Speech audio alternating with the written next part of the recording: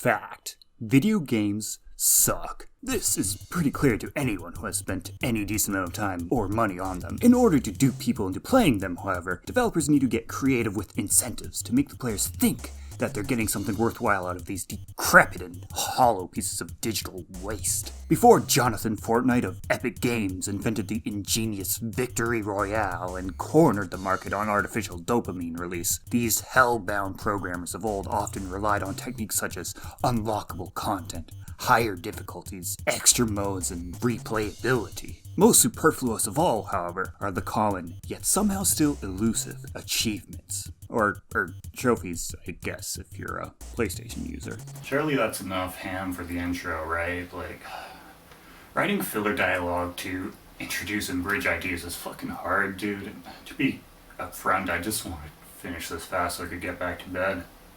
With the growing cost of producing games over the decades, I could say decades, right? 3 is more than 1, so...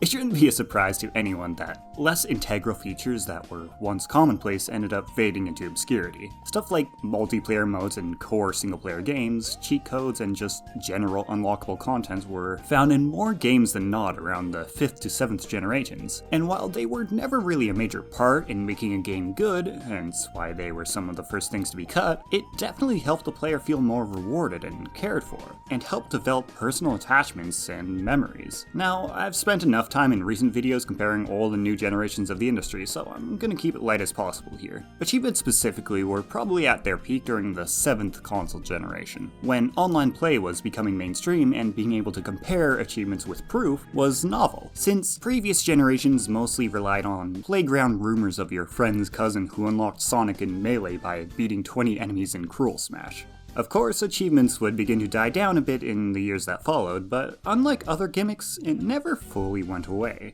2 out of the 3 main consoles this generation support achievements, as well as on Steam. Of course, just because the platform allows for them to exist, every game is not gonna have achievements, and the ones that do will handle them pretty differently. Just to make it clear, I like achievements in games. They provide challenges to work towards, even if the reward is really superficial. It's like coins in the Mario series. Even if they don't do much, they feel good to collect. Not all achievements are made equal, however, and if we're going to be looking at examples, we should set a baseline for what good and bad examples look like.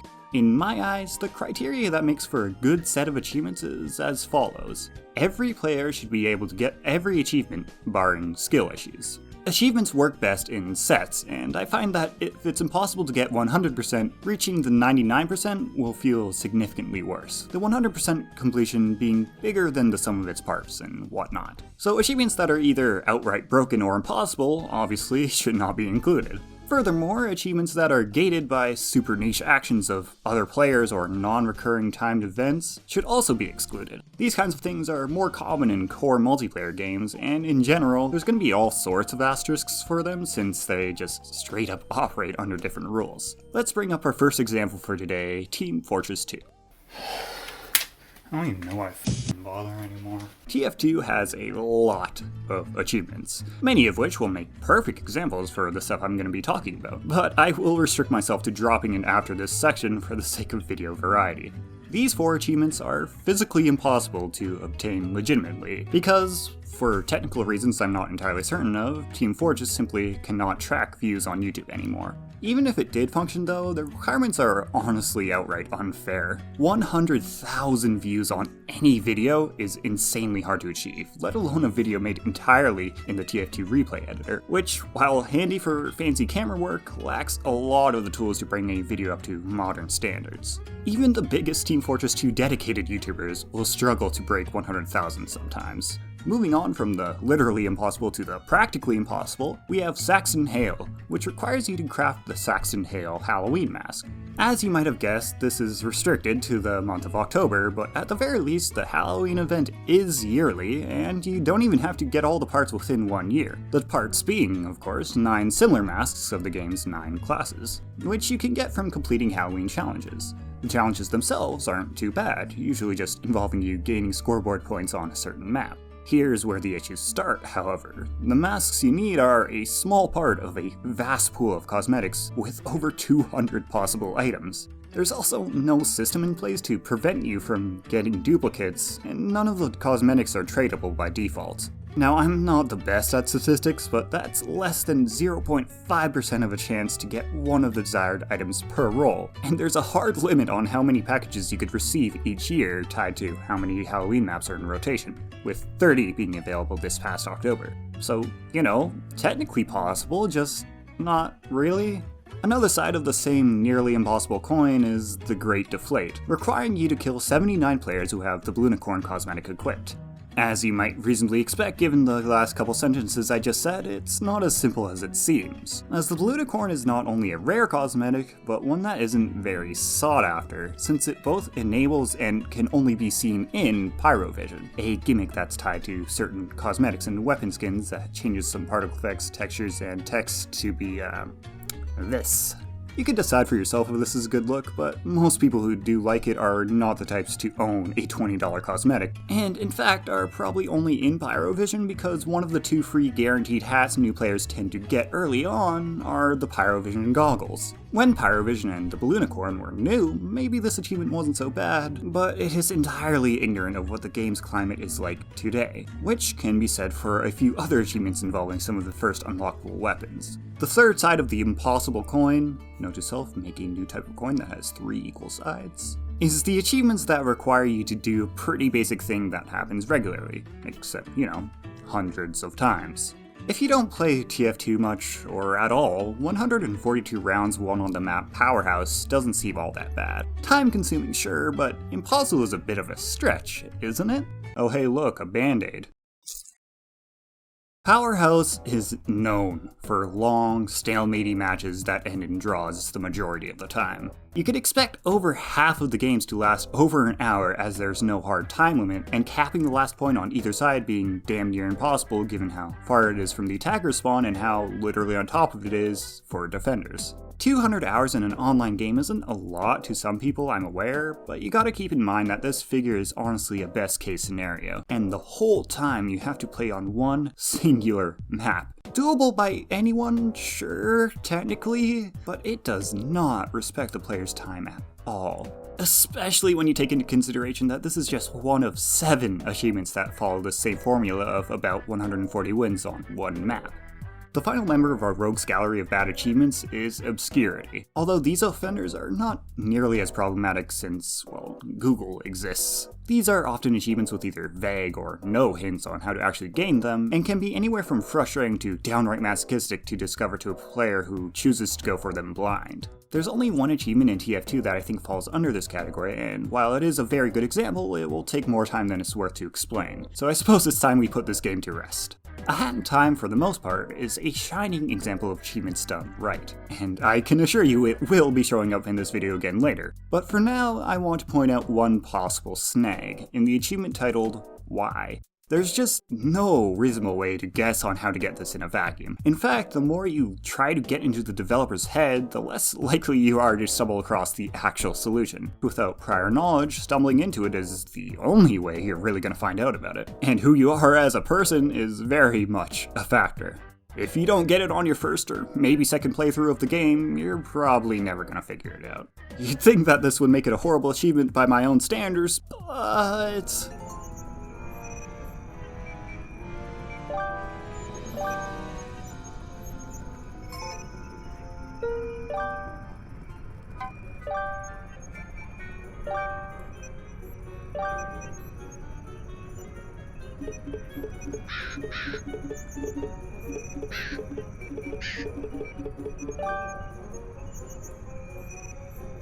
it's just too funny for me to care, I'm sorry. Alright, let's put this away for now and gather all of our ingredients.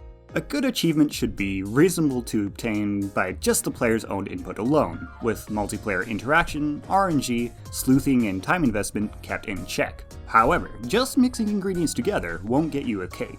We gotta bake this baseline to make it something worth pursuing. Getting achievements should feel like, achievements. Often games will give you achievements for completing every main story beat, and honestly, while this isn't the worst thing, I find it dilutes the pool a bit, because in my eyes, achievements are extra challenges for those who love the game. Stretch goals, bonuses to reach true 100%. An achievement for beating the game in its entirety, sure, that's fine, I don't mind that. But when you're being applauded for completing the tutorial or even using basic gameplay features for the first time, well, the sarcastic intro on this video about artificial dopamine starts to feel a lot less sarcastic. I mean, this is a bit of a biased view, but I seriously doubt even people new to games feel all that accomplished when pressing E in Minecraft for the first time. Realistically though, most games are gonna step into this stinky undesirable territory. After all, achievements are afterthoughts compared to most of the other aspects of most modern games. So with our expectations set, let's take a stroll through my Steam library on a pseudo-achievement hunt. I have a dedicated collection of games that I'd like to get all achievements in eventually, and within it, hey look, it's that time! Besides being one of my favorite games and one of my favorite genres, it is a prime candidate because it has an amazing balance of achievements. You get these virtual badges for reasonable but not required main objective collections, such as collecting all timepieces in each main world, which makes going for in-game 100% that much sweeter. There's also some achievements for simple, silly exploration and shenanigans that are fun to discover along the way, as well as solid challenges that aren't explicitly stated in-game that feel both challenging and satisfying to go that extra mile for, which, in my opinion, is the best use for achievements. It's not a perfect set by any means, but a very strong member in my list nonetheless. Well done, Hat in Time. Cuphead goes for a more simplistic approach, with almost all achievements being all about getting good ranks on levels. Not a lot of bells and whistles, but very little bloat that makes the set, once again, very solid and desirable to achieve. A Story About My Uncle is a lesser-known game, but handles achievements in a unique way, with absolutely no bloat, even more simplistic than Cuphead. Every single one asks the player to go out of their way to complete an extra challenge that isn't required by any means, nor are any of them too hidden or obscure. This, in my opinion, is about as close to perfect as it gets. Alright, let's now move towards games that I have already gotten 100% in. Terraria is a bit of a black sheep. It has a lot of bloat, and a couple that are ridiculously tedious, but it also kinda owns it and wears that with pride. Unlike most games, achievements that you haven't gained are shown to you in-game as something to go for, and the ones that aren't a part of the main line of progression either have a lot of creativity put into them, or further incentivize a long but worthwhile crafting tree for late-game items such as the Zenith or the cell phone.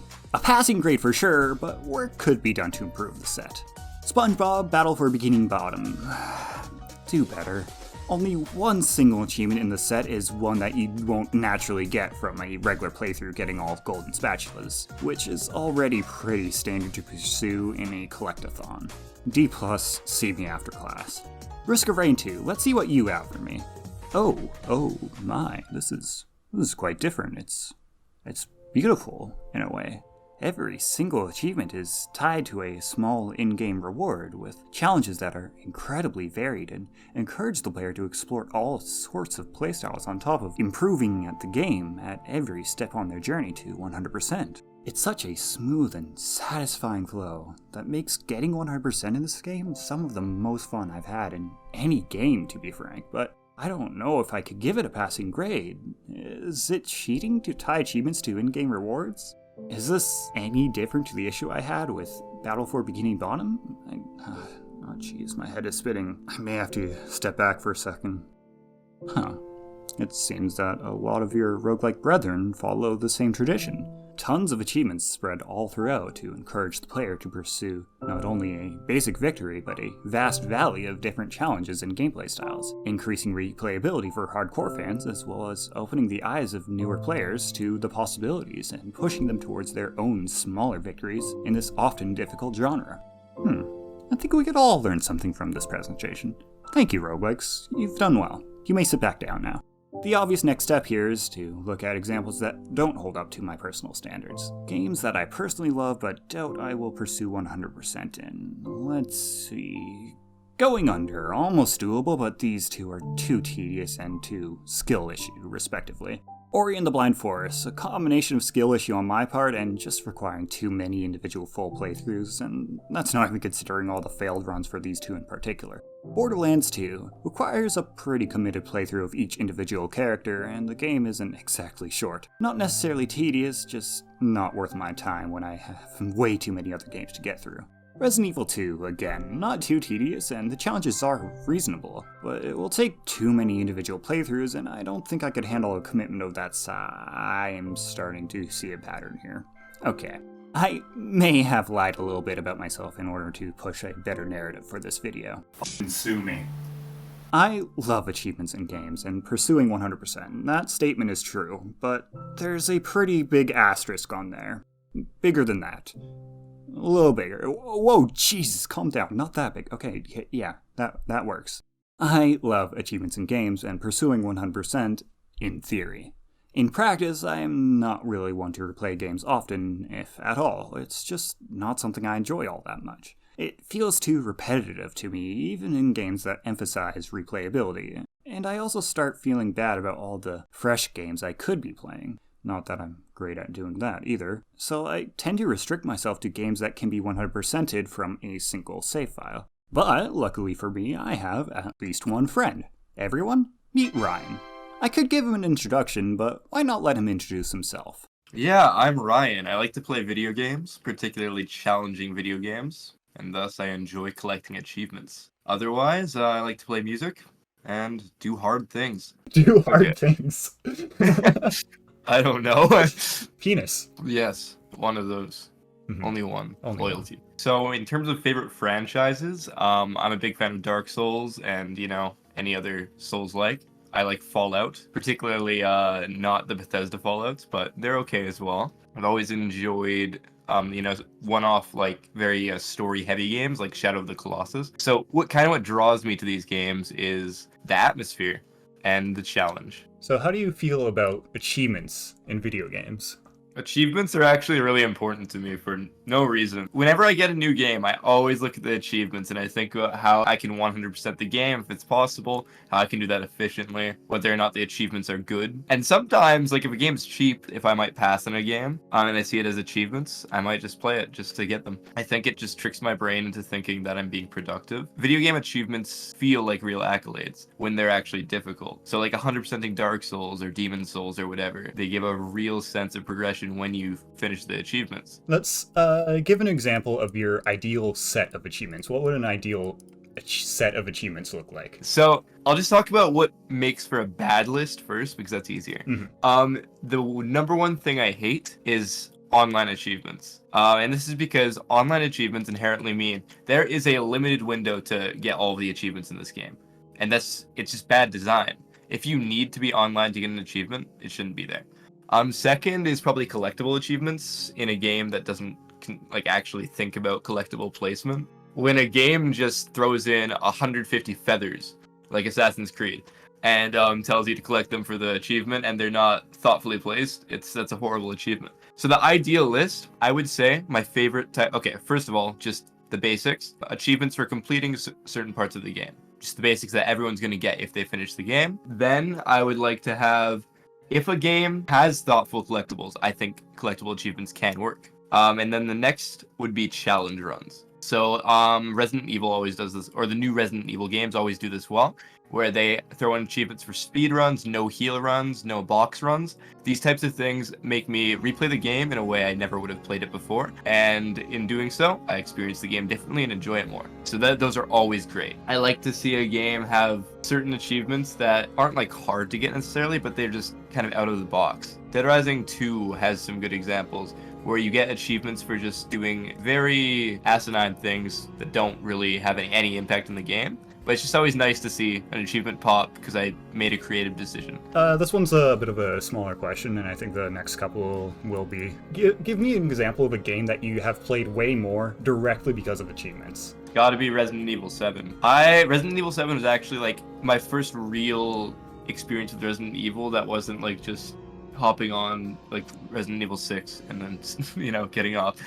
So when I first played Resident Evil 7, I enjoyed it a lot. It was really, really good, and I didn't think I was really gonna replay it because horror game. I didn't even I love horror games now, but at that time I didn't really. And I think that maybe the achievements made me love horror games. Who knows? But at the time, I kind of went into it. I'm gonna play this once, and so I finished it once, and I'm like, okay, that was a really, really good game. And then I looked through the achievement list, and I'm like, okay, these look so fun. So I replayed it once to get the highest difficulty achievement. Then I replayed it again to do a no box run. Then I did no heal, and then I did speed run. And I played the game like 6 times, 7 times just for achievements. And I love that game, and I'll never forget it. And I think that's partially because of achievements. A game that you like that you wish had better achievements. I'll touch on a few very briefly. So Bloodborne, it's one of my favorite games of all time. I think the trophy list is very lacking, too easy. So all the other Souls games, they have like achievements for getting all the spells, all of the miracles, that kind of thing, and then also beating bosses and everything. But Bloodborne just has boss achievements, pretty much, along with like some, basic like upgrade things. And I don't think it really pushes you to do anything you wouldn't do already. I don't think you should 100% a game's achievements by just playing it completely normally.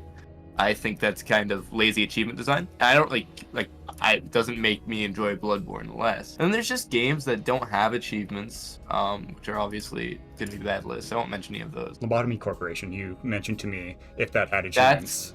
That's a good point, actually. Yes, Lobotomy Corporation. I would love for, but I'm not going to explain what Lobotomy Corporation is, but there would be many achievements that they could create for doing like specific things with specific creatures, whatever, that could push me to experiment a bit more with the game. And then just like completion achievements would be great for the game, and that kind of extrinsic motivation would make me play the game more. TF2, so Team Fortress 2. I don't really care as much about achievements in multiplayer games, but I think the TF2 achievement list is way too bloated. So that's a game that's an example of like just throwing so many achievements that aren't really doable over time, and that makes the list kind of pointless. Dead by Daylight. Every time there's a DLC release for Dead by Daylight, they add new achievements related to the survivor and killer, which once again makes it so you can never really 100% it without spending copious amounts of money. So these kinds of lists, even though the games are good, kind of make me just want to completely ignore the achievements, which is fine, but they could do better. So you could say that if you can't get 100%, then you're not going to bother with like 99% or whatever. Not necessarily. I'm not going to grind like the annoying achievements. I'll probably like see how high I can get doing things that look fun. But like in a game that I know I can 100%, I might do something like spend 2 hours doing something that I don't find super fun. Mm-hmm. In TF2 or Dead by Daylight, Dead by Daylight, good example. There's an achievement that requires you to play a character called the Nurse. And the nurse is kind of hard mechanically. And so you have to do this like really mechanical thing where you jump 3 times and then grab someone you couldn't see, basically. And that's very hard. And I would do that achievement, and I would grind it out if it wasn't for the fact that I'm never going to be able to 100% the game anyway. Yeah. So at that point, I just don't care. One achievement that you're proud of. Okay, this is funny. So there's a game called Getting Over It with Bennett Foddy. Yeah, this is actually a great example for something I replayed copious amounts of times just because there's an achievement. So it's a rage game. You climb a mountain by rotating your mouse. And there's an achievement for completing the game 50 times, climbing the mountain 50 times. And I just wanted to play the game once. The first run took me like 3 or 4 hours. And I completed it 50 times, and I tried to speedrun it, and I got under 10 minutes, which is not amazing. I got to like 5 minutes. And I'm probably most proud of that, because that was very time consuming. Yu-Gi-Oh! Master Duel, I got to the max rank in like the first month of it being out. There's an achievement related to that. But that's like a competition thing, so it has a bit more value, I think. And then otherwise, probably the Dark Souls 2 Platinum, which I believe is called like the Dark Soul or something. Because there is a lot I had to set up to do that. All right, can you think of an achievement that you have done that is just an absolute bitch and you wish it wasn't there, but you did it anyways? I think the most tedious achievement that I've grinded out and actually completed was probably the achievement that relates to getting all of the spells in Dark Souls 2 Scholar of the First Sin. And the reason that this one's annoying is because there's a system in the game called Covenants, which is basically the online functionality, which allows you to group up in like clans, and then you can perform functions based on your covenant. And you get rewards such as spells for these covenants. But the thing is, when I platinum this game, it wasn't really at the peak of online functionality, so I didn't play online. So the other way to get all the spells is to finish, I believe, 2 new game cycles, and then you can get a few of the covenant rewards, but you still have to complete one of the covenants. So I had to grind out sunlight medals. I'm actually gonna bunch it up. I'm gonna do miracles and spells because it's the same thing, same ideas. So for the sunlight medals, you get a miracle at the end, and you have to get 30 of them. And the drop rate from the enemy that drops them is about 5%. And you have to kill the enemy over and over, and you have to sit in a bonfire every time you kill 3 of them. And then they despawn, so then you have to respawn them, which is really annoying. I spent probably 2 hours doing that, and I hated it. And that was just for one miracle. And you also have to get all the other miracles and spells in the game, which is more fun than that. Yeah, that's probably the worst experience I've had with an achievement. And then for an achievement I haven't obtained, probably Hollow Knight. Hollow Knight has a really good set, except for this one infamous achievement that I think is still kind of good. So the achievement involves fighting the hardest Pantheon, which is kind of like a boss rush thing, and defeating it. So the thing about that is you can't really get hit, and it involves fighting the hardest boss in the game after fighting a bunch of kind of hard bosses. So I tried that, and I got through it a few times, and then choked the final boss, and that it takes 40 minutes to get there. So that wasn't fun. I kind of just decided I don't care. Anyways, I think, yeah, that's all. Other than if you have any notable experiences involving achievements that you're just itching to get out that I didn't ask the right question for. I guess I'll just close with, I think it's really important to create these substantial achievement sets, because when you complete something that's difficult, and you're obviously satisfied, and that allows you to to kind of create a positive association with the game, regardless of its quality. It's really a very easy way for game developers to get a more positive reception. And I think that it's not really thought of that often as being important, but it clearly is, because you have these series like Completionist, among others, who, get a decent amount of views, and you have speedrunners obviously doing these same types of things. You have people who just do challenge runs. All of these different elements they're intertwined into achievement lists. So yeah, that's my recommendation for any developers. Make good achievement lists, and people will like your games a lot more. That was beautiful. Couldn't have worded it better myself, except for I did throughout this entire video, so get fucked. Thank you, Ryan, and I will give it back to pre-recorded me.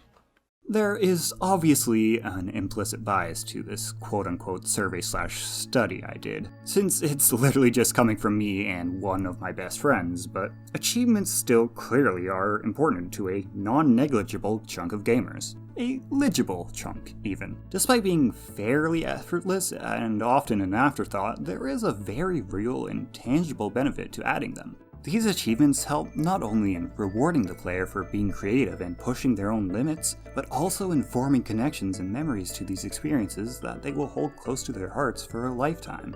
I compared achievements to a cake recipe earlier, but really, they're more like the sprinkles and decorations on top. The cake on its own will taste almost as good without them, but the little details are what makes them feel more lovingly made and personal. It's what can make a difference between the identical template store-bought cakes and the personalized birthday cakes made with love by family. And hey, isn't that what it's all about? Specifically and deliberately crafted experiences to last a lifetime? But hey, really, who am I to judge? I'm no developer, at least not at the moment. Everything happens for a reason, one way or another, so sitting back and talking about it like I do only really serves the purpose of providing discussion pieces, which has its own separate value. At the end of the day, we should all just keep going on our way, pursuing our own purpose in life. And if your purpose somehow includes watching my content, well, I guess that means I'll see you soon.